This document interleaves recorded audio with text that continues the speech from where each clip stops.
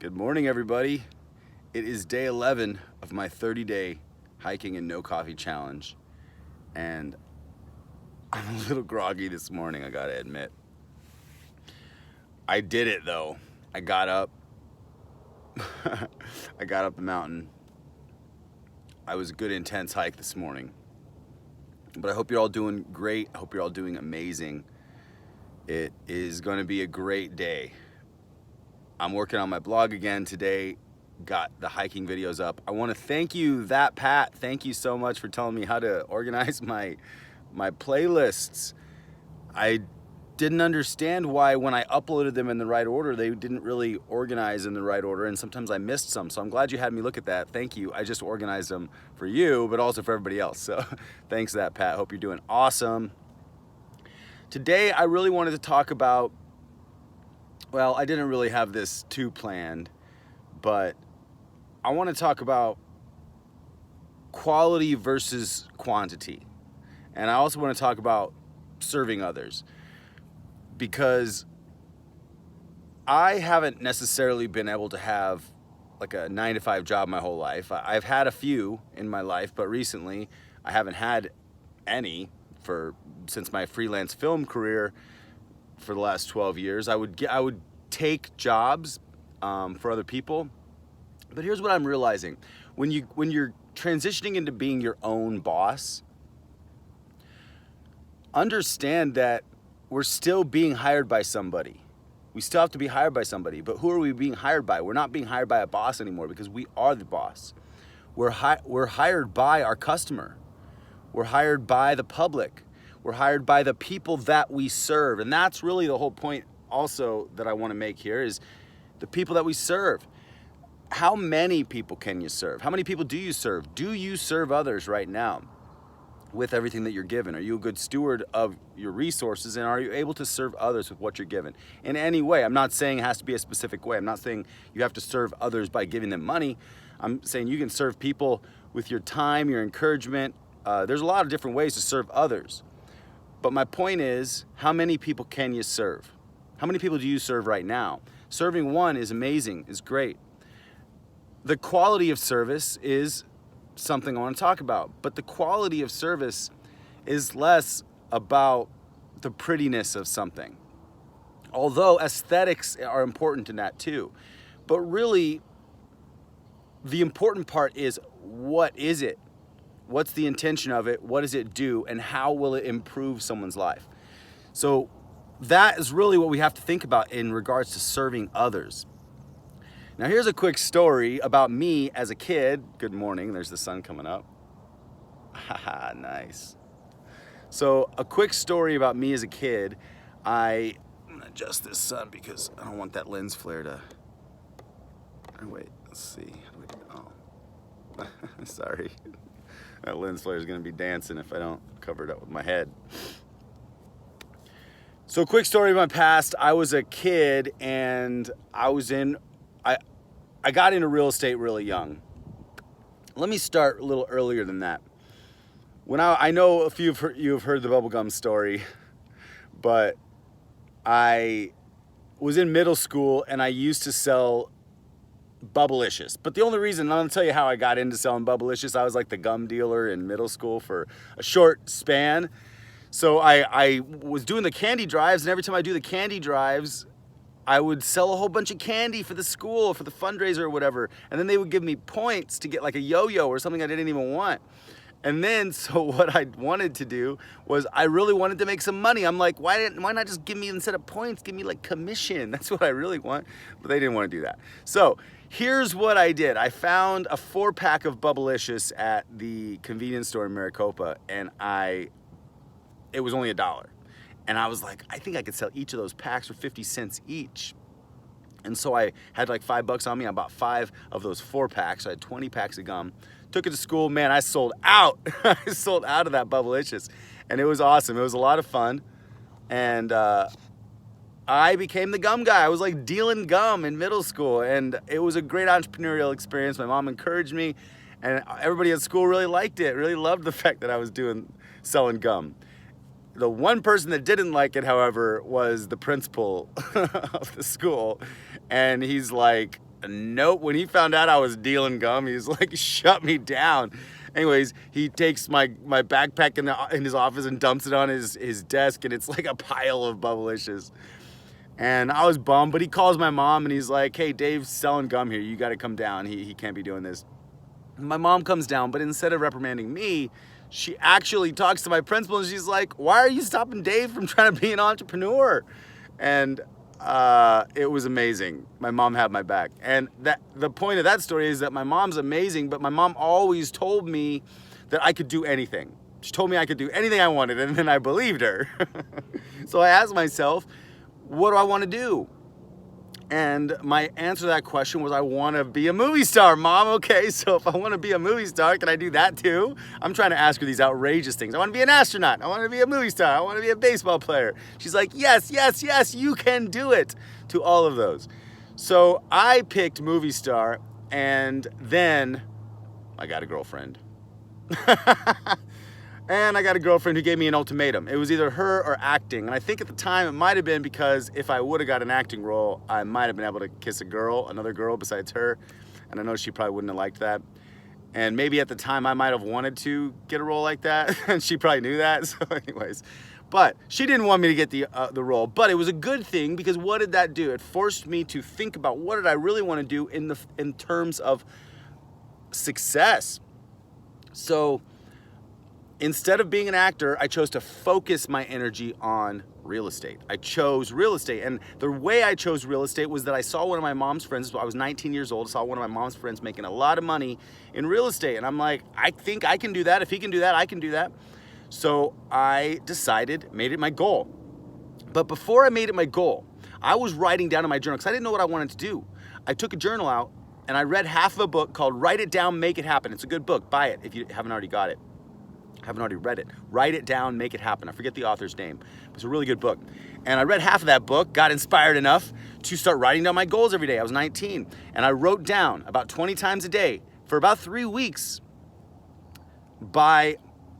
In 1 year, I'm going to have, so time-based deadline, in 1 year, I'm going to have I'm going to make $90,000, have a truck and a boat. In 1 year, I'm going to make $90,000, have a truck and a boat. In 1 year, I'm going to make $90,000, have a truck and a boat.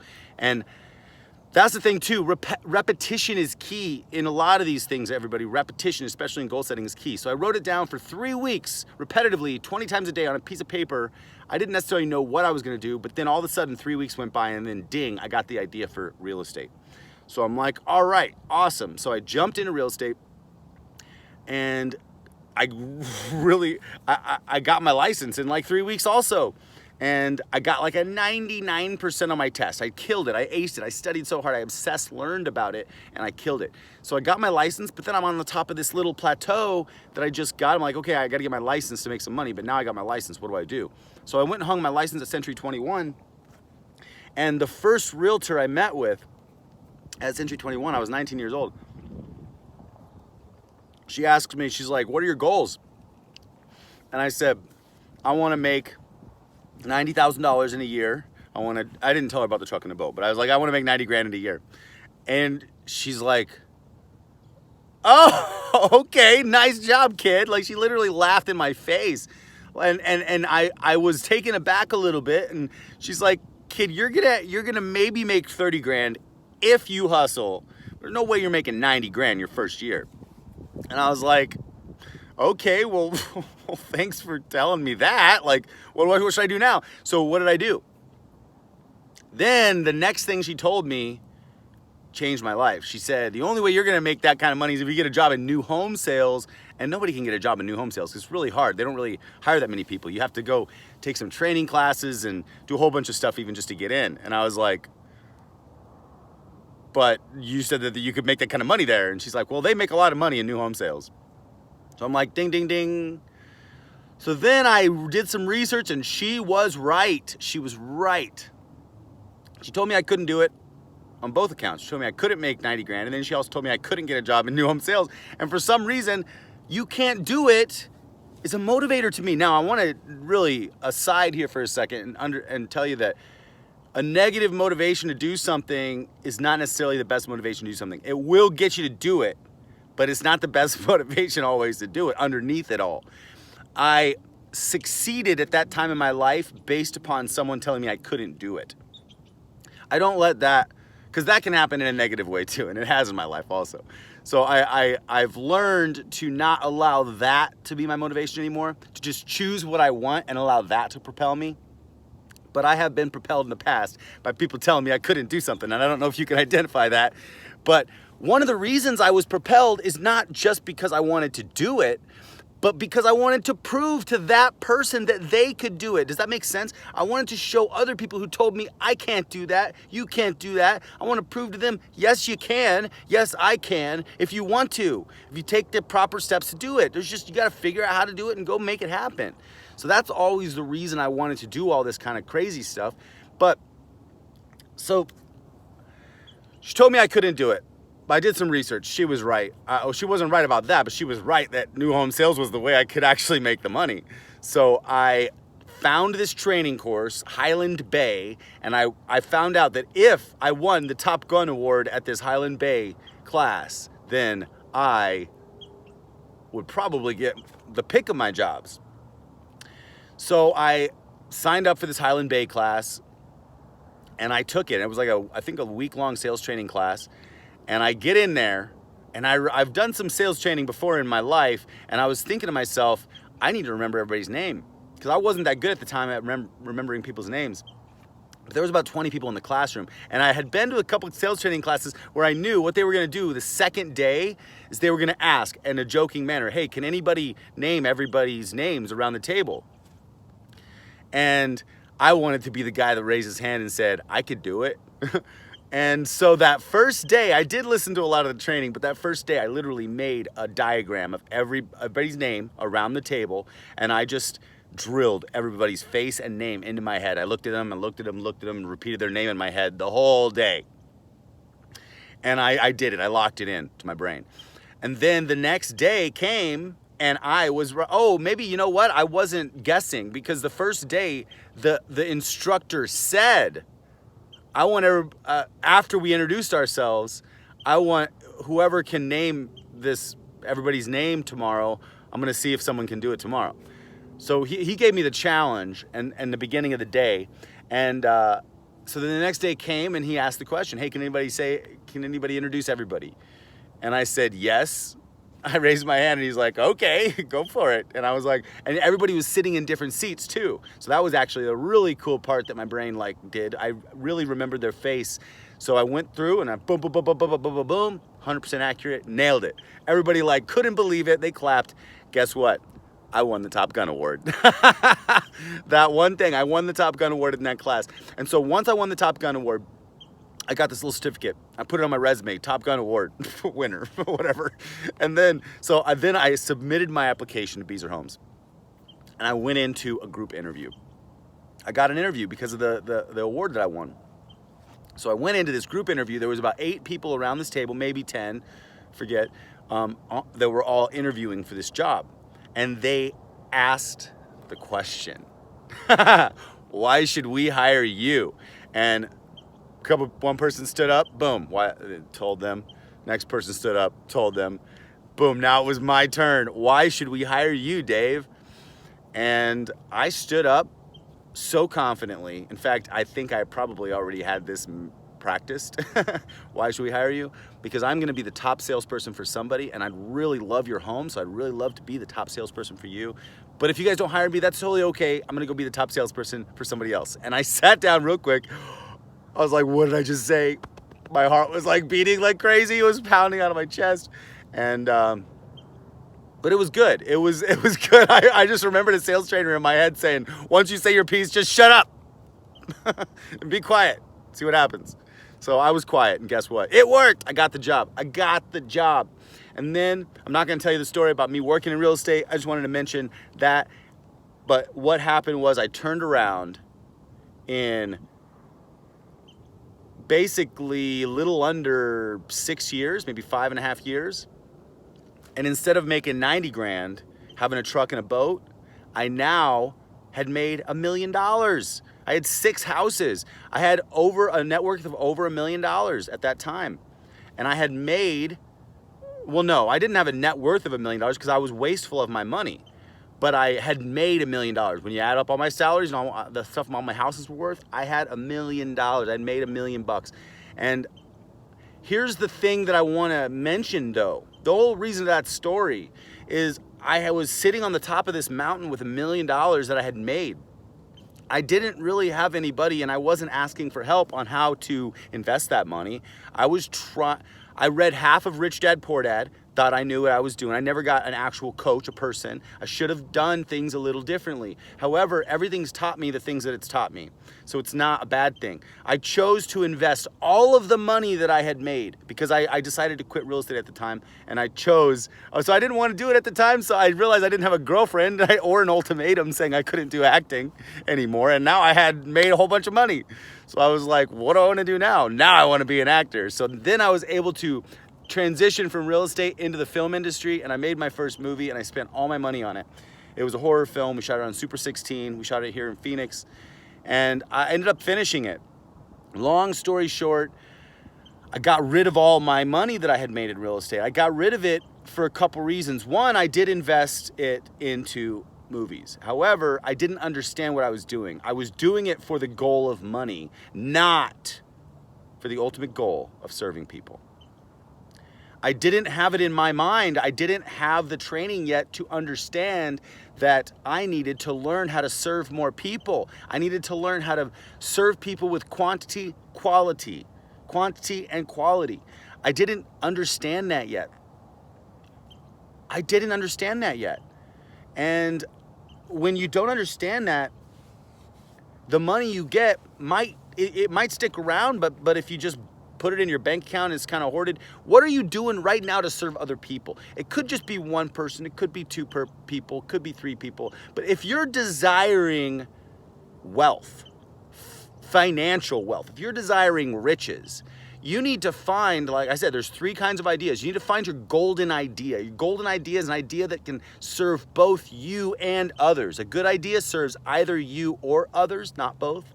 And a bad idea obviously doesn't serve anybody. So good, bad, and golden ideas. When you get your golden idea, that is the one you want to run on. That's the big one. That's the idea that's going to change your life, because your golden idea is foundationally based in serving you and others. So how many people can you serve? That's my question. How many people do you want to serve? How much money do you want to make in your lifetime? That is going to be directly correlated with how many people you serve. Now, when I was selling real estate, I was serving people by selling them houses. Then when I got into movies, I really wasn't serving people. I was more serving myself. It was a good idea, but it wasn't necessarily a golden idea because I didn't know how to serve people with movies yet. I was really just chasing the money. And chasing the money without being able to punch through your goal to something else, it's going to be ultimately unfulfilling. So I hope this video encouraged you guys today. I just want to say, serve people more. Find a plan to serve people more, especially if you want to be rich. If you want riches, if you want financial wealth, find a plan that's going to serve more people. Quality is the baseline, but I want to mention too, real quick, quality, like on these videos, quality is not having a big red camera, a big $50,000 camera sitting up here on the top of the mountain with me, or a film crew. That would cost a lot more, right? But that's not quality anymore. That looks good. That is quality in the term of like a dictionary term. But quality nowadays is a little bit different too. When you can couple that kind of quality, the clothing quality, the outside shininess with content quality, then you're gonna win. But even if you don't have the shininess quality, as long as you have content quality, what are you saying and who are you? Be authentic with who you are and talk about whatever you want to talk about. But whatever you're saying is the quality. Who you are is the quality. It's not the video quality. So if you have a phone right now and you have an idea in your head, and your phone has a video on it, then a video recorder on it, then just record yourself with an idea and put it on your YouTube channel. Now, I also want to mention, if you want to grow a channel, I did get this question yesterday from Dominic, so hopefully you're awesome, Dominic. Hopefully you're checking this out. If you want to grow your channel, you need to also employ consistency. Choose how often you're going to post. and be consistent. And if you're posting and you're getting like 5 views or 10 views, look, I was getting that many views in the beginning of my channel. Just understand, and I still am not getting that many views compared to other people out there. So it's not competition with anybody else, it's competition with yourself. But ultimately, treat one fan as if there were 1,000,000 fans. If you can treat one fan and serve one fan as if they were 1,000,000 fans, when that 1,000,000 fans shows up, you're gonna be serving them too. So understand it's quantity and quality of service. Quality is important, but so is quantity. How much can you serve? So that's my message for today. I hope you guys are doing incredible. I hope you have an incredible day. I got to get down the mountain because I got to get to Toastmasters. I don't even know what time it is because I'm not wearing my watch, but Toastmasters is at 6 o'clock. So I might be a little bit late, but I love you guys. You're all incredible. Comment below what your 30-day challenge is and what you thought about this video. And my blog is up. I think I'm going to be releasing this video on my blog, and we'll see. But anyways, thank you so much for being awesome, for being the best version of you that you can be, and learning how to become the best version of you that you can become. So I love you so much. My name is David A. Stone. Until next time, develop awesome skills and go find your gold mind.